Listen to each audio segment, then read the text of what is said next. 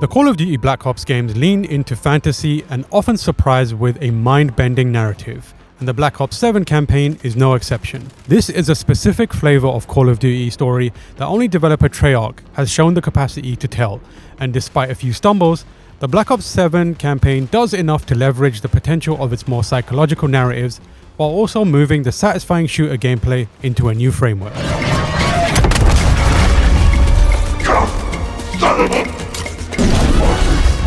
The story is set in 2035 as a direct sequel to Black Ops 2, and it brings back David Mason from that game as the main protagonist. In Black Ops 7, you see the effects of Black Ops 2's canonical ending, where Mason kills villain Raul Menendez and an uprising occurs. The world is now ravaged by violent conflict and psychological warfare, and the Guild, a global tech corporation, has stepped in to protect humanity from the chaos created by Menendez's followers. But Menendez seemingly returns despite his apparent death. The Guild promises peace and pushes back against Menendez and his followers, but lacking trust in big tech with armed mercenaries, David leads Spectre 1 into Avalon, the fictional city and home turf for the Guild, to gain intel on the company and its CEO, Emma Kagan. Kagan is a boring and underdeveloped villain who lacks emotion and whose true motivations are unclear. But at the same time, that suits a character inspired by real-world tech CEOs with far too much money and power.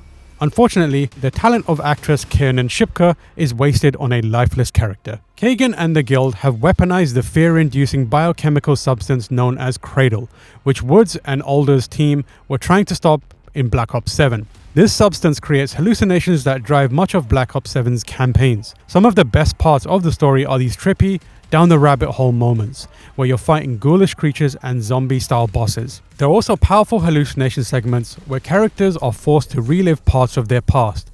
The mission styles have a good variety and usually offer either stealth or action in order to get the job done. Some missions try to nudge you towards the stealth route, but thankfully, you aren't punished for not being sneaky and choosing to go to guns blazing instead.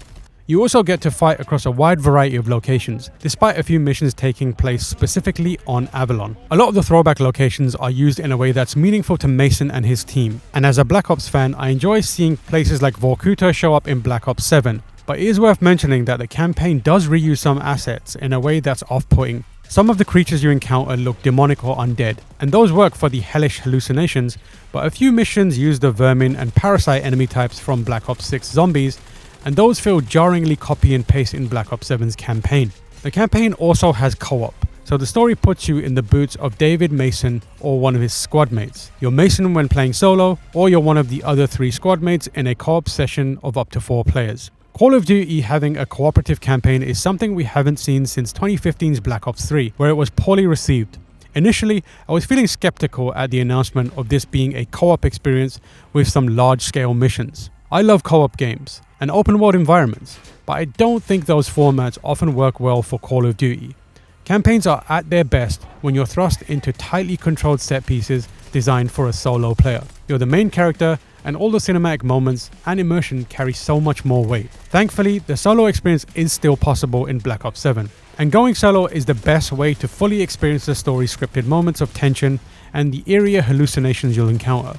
This can still be a fun romp for those who want to play with their buddies and level up, but I'm glad my first playthrough wasn't interrupted by friends during emotional moments of the story. One downside is that the campaign is always online, meaning it doesn't allow you to pause even when you're solo. The checkpoints are pretty abundant and forgiving enough though, so I never found myself having to replay too much of a mission if I had to take a break midway through, or I reached a challenging section where I died a lot. Black Ops 7 blends the various set pieces you'd expect to find in a Call of Duty campaign with elements of this year's new Endgame mode, which takes place in Avalon, a massive map used for the campaign's new playable epilogue that will also eventually become a battle royale map. You have a typical stealth mission. There are grueling gunfights through tight corridors and most of the other expected level designs, but there are also new elements like additional movement mechanics or supply crates that let you pick between special abilities. You get to use grapple guns, protective shield bubbles, or super soldier-like kinetic jumps to leap higher. The result of this approach is hit and miss. There are times where you feel Treyarch's strong cinematic style with tense linear moments while trying to use stealth to move through narrow corridors of enemies. But there are other instances where you're looting boxes for gear in a way that feels a little too much like Warzone or Modern Warfare 3 Zombies. The majority of the 11 campaign missions are traditional linear style, but a few are large open world missions that take place on Avalon. These missions are more engaging than the awful open worldish filler missions featured in 2023's Modern Warfare 3 campaign, but they still don't push the story forward in any meaningful way. They simply feel like they are meant to let players easily dip their toes into an endgame style experience without too much of a commitment. Overall though, this is another attempt at open world missions in a Call of Duty campaign where the objectives just aren't very enjoyable and could be better spent as a typical linear set piece. In an unusual move, you can't select the difficulty of the campaign. Instead, it scales based on how many people you're playing with, adding a greater challenge with more players. This doesn't mean flying solo is the easy mode though.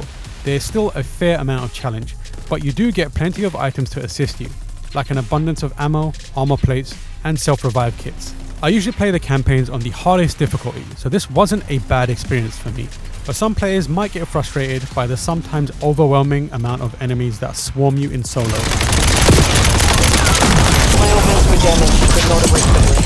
The entire Black Ops 7 campaign eases you into the power structure of Endgame by slowly leveling you up during the course of the story. You'll eventually get increased health, weapons of higher rarity, and so on. You'll also encounter the occasional weapon upgrade station, and each one lets you pick one weapon to upgrade to a higher rarity. There are also a handful of abilities you can choose over the course of the campaign, and some of them prove really useful. I like using the ballistic shield bubble to temporarily protect me from heavy waves of enemies, and the black hat device to hack and disable the guild's robotic enemies.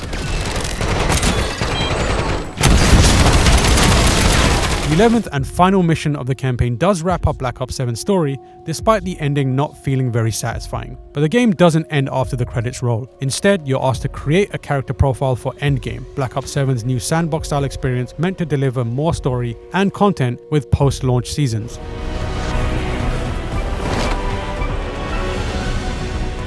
This gives a new co-op experience to the Call of Duty beyond the campaign, and I'm really excited by the potential this post-campaign content has. Treyarch said the endgame was inspired by elements of Modern Warfare 3 Zombies and Modern Warfare 2's DMZ extraction mode, which is very noticeable when you jump into the match. The endgame grants access to Black Ops 7's full Avalon map, and you can play solo or in squads of up to 4 players. Either way, Endgame consists of PvE matches that have open world gameplay with up to 32 players, and the goal is to level up your soldiers' combat power to unlock new abilities as well as increase your health and other attributes. Endgame is designed around high risk and high reward missions that require you to survive and successfully exfiltrate from Avalon to keep your progress and gear. If you die, you lose everything and will need to start over. It's also where co-op shines in Black Ops 7's campaign, and as someone who enjoyed both DMZ and MWZ, this gives me a new place to play and level up with friends. There are tons of mission types to complete, with some being fairly simple and others requiring more time and effort to complete. Endgame is let down by AI that isn't very intelligent. Enemies have eagle eyes for spotting you, but they can often make silly mistakes that allow you to easily outplay them. You can't underestimate them though, because they still can overwhelm you with their numbers. Endgame continues the story of the campaign, and there are already guild facilities to investigate and a mysterious toxin spreading across Avalon. Of course, getting to the heart of the story requires being powerful enough to work through to the highest regions of the map. This is also where having friends to join you can help a lot. Venturing into the harder regions alone is a tough challenge, and it will always help to have someone nearby to revive you, especially when the cost of death means losing all of your character progression. Endgame will change over time, but at launch, some of the areas of Avalon can feel empty. Treyarch has teased some big boss encounters coming in Season 1, though it remains to be seen how those pan out. Endgame doesn't do anything particularly fresh or innovative, but I still enjoy Call of Duty's satisfying gunplay and mechanics in these sandbox type experiences enough to keep coming back. In addition to new story elements, you also have this space to level up weapons and try new things outside of Call of Duty's normal campaign and multiplayer experiences. I can see a lot of potential and replayability for the mode, especially if Treyarch remains committed to making thoughtful seasonal updates. Outside of the story moments, one of my favorite additions to Black Ops 7's campaign is the shared progression. For the first time ever, you can jump into a campaign and level up before ever touching the endgame, multiplayer or zombies. This includes overall player progression, weapon leveling, and it will include battle pass progression once the first season arrives. Overall, this is the most robust Call of Duty campaign experience, and depending on your preferences, you can fully level up, unlock rewards and prestige, all without ever leaving the campaign. This opens the door to more types of players to enjoy the longevity of a Call of Duty game without needing to focus on competitive scenarios. The Black Ops 7 campaign has some successful missions and emotional ties to the characters and the overarching Black Ops story, and those moments make up for some of its shortcomings. However, this is not one of Treyarch's strongest campaigns, and the twist and villainy here feels a little underbaked for a game designed to be a sequel to such a beloved storyline as Black Ops 2 is. The campaign still offers plenty of emotional character moments and touches on the impacts of Black Ops 2's story, so I think the story is definitely worth experiencing. Endgame also serves as an intriguing new way to play Call of Duty, and while it's uncertain how much seasonal content will allow the mode to grow, I'm excited to play more and see how Treyarch expands on it.